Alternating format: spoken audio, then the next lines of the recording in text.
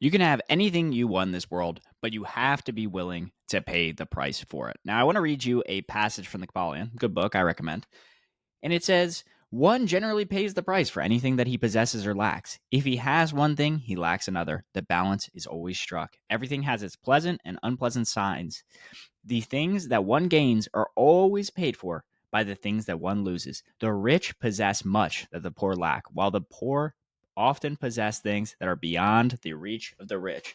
And I want to say that this is so true, and I see it in many different facets. One with my coaching clients. A lot of people, they don't want relationships to be hard. Newsflash, relationships are going to be difficult. There's going to be difficult conversations you have to have. You have to even define the person. You got to put yourself out there. You have to leave your house. Say, oh, it's so hard dating these days. Yes, it is hard, but it's also never been easier. You can go out, you can join book club, you can go join a run club, you can go get your yoga certification. You just have to put yourself out there more. And yes, you will sacrifice the comfort of your couch. You will sacrifice that, uncomfortable feeling when you're in a new place and you don't know anyone and now you got to go make small talk. Yes, it's uncomfortable. But what's worse? What would you rather pay the price for? Would you rather be alone, or would you rather pay the price of a little bit of awkwardness, of a little bit of bad dates, of a little bit of ghosting to find your person? And most people come to the conclusion, yes, I'd rather find my person. But again, there's always a price to pay. I'm big on entrepreneurship. If you listen to this podcast, because I'm an entrepreneur, I gave up a cushy salary at Google. I've given up cushy salaries before to go maximize my freedom. So, it may look cool that entrepreneurs can go live in Cape Town, can go live in Medellin, Colombia, can go just fly wherever the hell they want. But often the price that they're paying is security. Every single day they have to wake up and be like, where's my next dollar coming from? They have to be like, I don't have health care. Where the hell do I go and get health care? Right? So there's always a price to be paid. So what I want you to do is just evaluate what you want in this world and say, am I willing to pay the price for it? And if you are, even if you're just slightly willing to pay the price, I would say go for it. Go for it.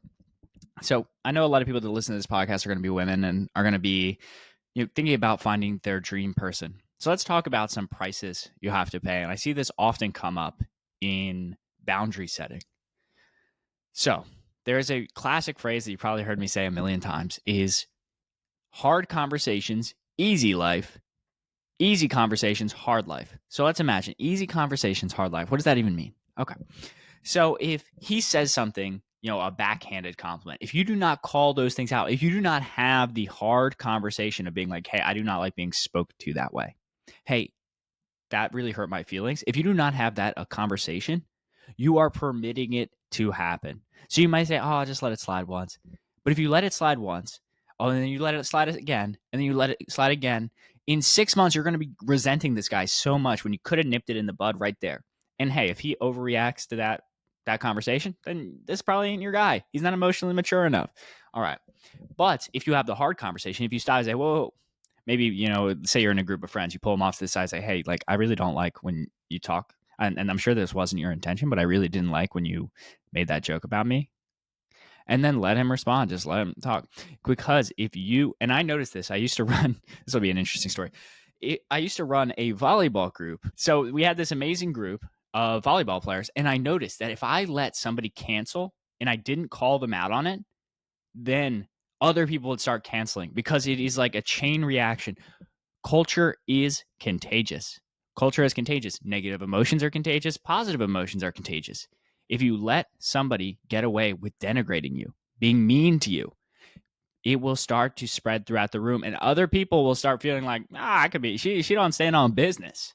I can be mean to her, right?